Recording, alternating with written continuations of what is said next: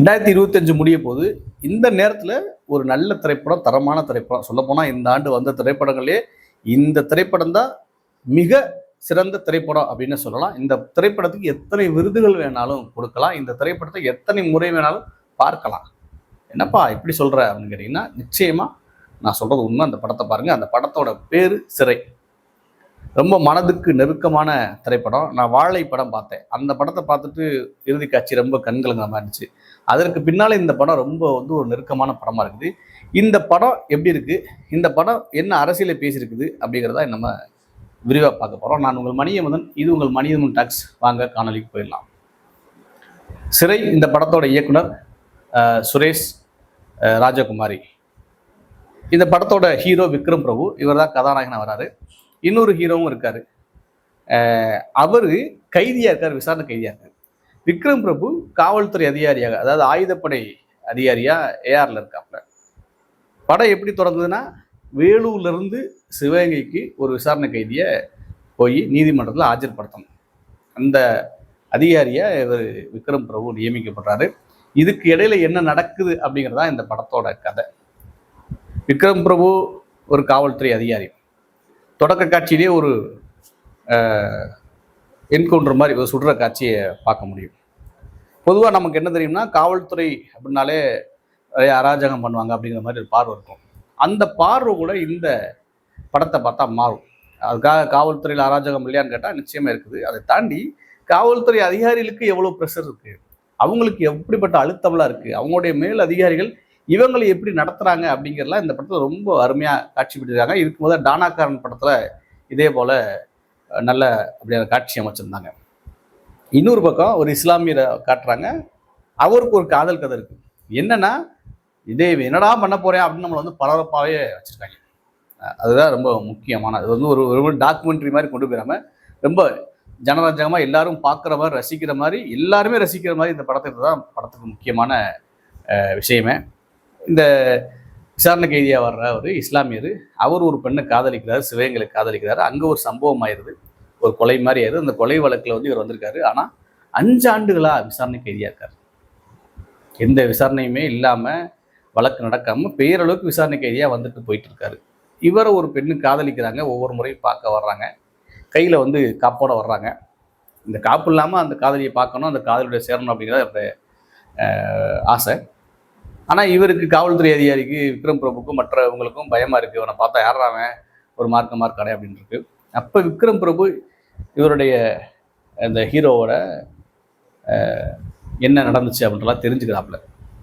தெரிஞ்சுக்கிட்டு அவருக்கு உதவி பண்ணுறாரு. அவருக்கு இருக்க அதிகாரம், சட்டத்துக்கு உட்பட்டு அதை எப்படி பயன்படுத்தி ஒரு அப்பாவி இளைஞரை காப்பாற்ற முடியுமோ அதை காப்பாற்றுறாரு. இதுதான் படம். இதுதான் ஒன்லைன், படத்தோட ஒன்லைன். இந்த படத்தில் என்ன சொல்லியிருக்காங்கன்னா, பொதுவாக இஸ்லாமியர் அப்படின்னாலே எப்பா அவங்க தீவிரவாதிப்பா, அவங்க மோசமானவங்கப்பா அப்படிங்கிற பார்வை சினிமாவால் தான் முதல்ல கட்டமைக்கப்பட்டுச்சு. தலையில் புல்லாக வச்சுட்டு, பெரிய தாடி வச்சுட்டு, பெரிய ஒரு பைஜாவை மாதிரி போட்டு வந்தால் அவர் பெரிய தீவிரவாதியாக இருப்பாருப்பா அப்படின்னு இந்த தமிழ் சினிமாவில், இந்திய சினிமாவில் நிறைய படங்கள் வந்திருக்கு. விஜயகாந்த் படமாக இருக்கட்டும், அர்ஜுன் படமாக இருக்கட்டும், இப்போ கடைசியாக வந்த விஜய் படம் பீஸ்டில் கூட அப்படி தான் காமிச்சிருந்தாங்க. நிறைய இஸ்லாமியர்லாம் அவங்க தீவிரவாதிகள் அப்படின்ற மாதிரி காமிச்சிருப்பாங்க. அதை உடைக்கிற மாதிரியான படமாக இருக்குது. இங்கே ஒரு போக்கு போயிட்டு இருக்கலாம், இஸ்லாமியருக்கு எதிரான ஒரு வன்மம் போயிட்டு இருக்கலையா, திருப்பூர்ன்ற மாதிரியான விஷயங்களை கையில் எடுத்து அதுக்கெல்லாம் எதிரான படமாக இந்த படம் இருக்குது.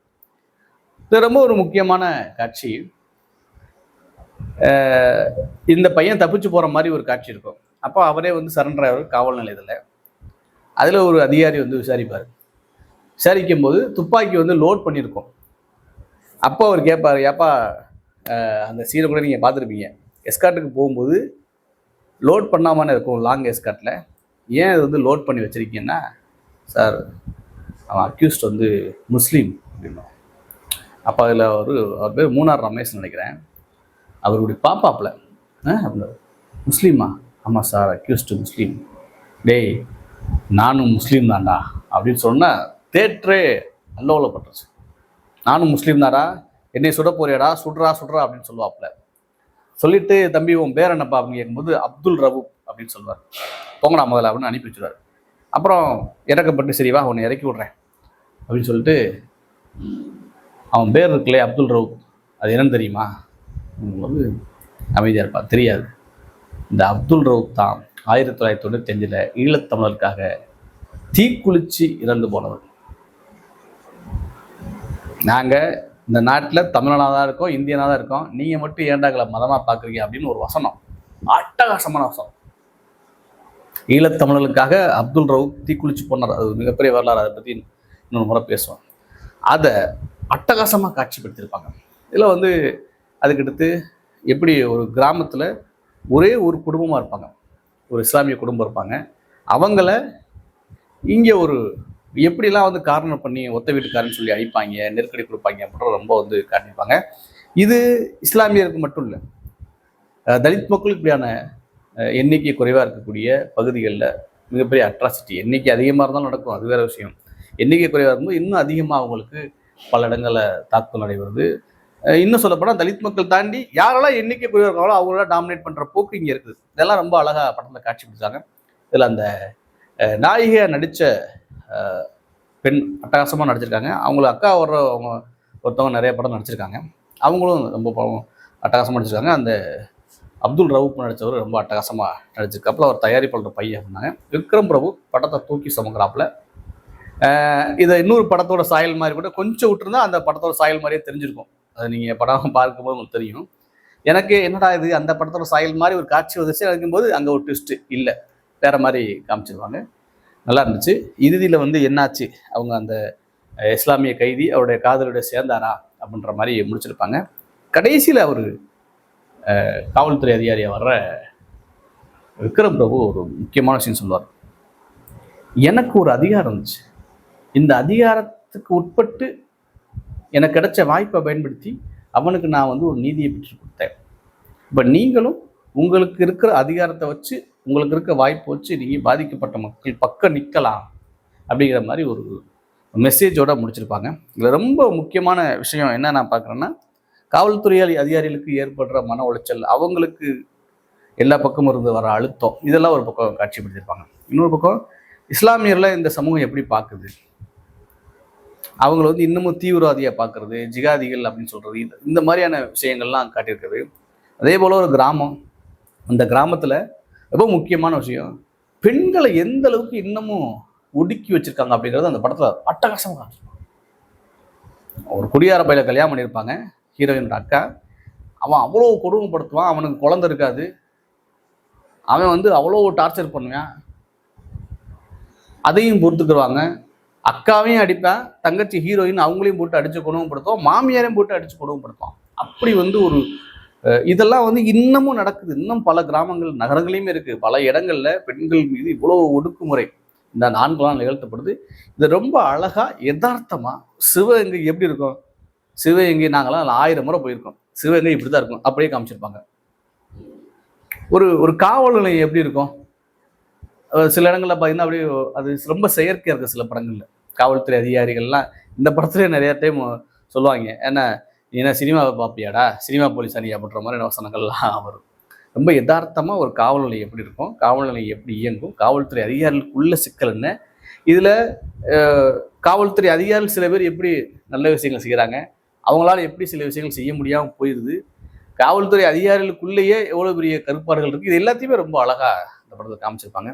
இப்படி ஒரு இந்த சமூகத்துக்கு தேவையான, சொல்லப்போனால் அயோத்தி படம் பார்த்தோம், அந்த படம் எப்படி ஒரு முக்கியமான ஒரு விஷயத்தை பேசுகிறோம், அது மாதிரியான ஒரு முக்கியமான விஷயத்தை இந்த படம் பேசியிருக்குது. இன்றைய காலகட்டத்தில் இஸ்லாமியர்களுக்கு எதிரான தொடர் பரப்புரை, வன்மம், அவங்களை எப்படியாவது இந்த மண்ணிலேருந்து அப்புறப்படுத்தணும், இஸ்லாமியர்கள் நமக்கு எதிரானவங்க, இஸ்லாமியர்கள் இந்த நாட்டுக்கு தேவையற்றவங்க, இஸ்லாமியர்கள் தான் இந்துக்களுக்கு எதிரி, இப்படியான ஒரு பொய்யான பிரச்சாரத்தை இந்த சங்கி கூட்டம் தொடர்ந்து பரப்பிட்டுருக்காங்க. அவங்க பார்த்தாங்கன்னா கண்ணீர் விட்டு கதறுவாங்க. இங்கே எப்படி தமிழ்நாடு இருக்குது, எப்படி இஸ்லாமியர்களை பார்க்குறோம், இஸ்லாமியர்கள் எப்படி இந்த மக்கள் மேலே இந்த மண் மேலே அக்கறை வச்சுருக்காங்க அப்படிங்கிற அந்த படம் காமிச்சிருக்காங்க. இஸ்லாமியர்கள் மட்டும் இல்லை, தமிழ்நாட்டை சேர்ந்த இல்லை இந்தியாவை சேர்ந்த அனைத்து மக்களுமே இந்த படத்தை பார்க்க வேண்டிய அற்புதமான படைப்பு. இந்த படத்தை மனமார்ந்து நம்ம வந்து பாராட்டுறோம். இப்படியான படங்கள் தொடர்ந்து வரணும். ஏன்னா நிறைய கமர்ஷியல் வருது, சும்மா ஜாலியாக ஆடுறான், குத்தாட்டம் போடுறான் அப்படிங்கிறத தாண்டி இந்த படம் ஒரு முக்கியமான அரசியலை பேசியிருக்கு. இப்படியான திரைப்படங்கள் தொடர்ந்து வந்தால் தான் இதை பார்த்து இன்னும் நிறைய பேர் இப்போ நீங்கள் தோழர் ரஞ்சித் படம் எடுக்கும்போது சில பேருக்கு என்ன அப்படின்னு தோணுச்சு. அப்புறம் அதுக்கு எடுத்து மாறி வந்தாப்புல. அதே போல் வெற்றிமாறன் எடுத்தார். இது வந்து ஒரு ட்ரெண்ட் செட்டிங், வேற மாதிரி ஒரு ட்ரெண்ட் இருக்கும், அதை உடச்சி உருவாக்குறதுல அது மாதிரி இந்த படமும் வந்திருக்கு. டானாக்காரன் மேலே வந்துச்சு, இந்த படம் வந்திருக்கு.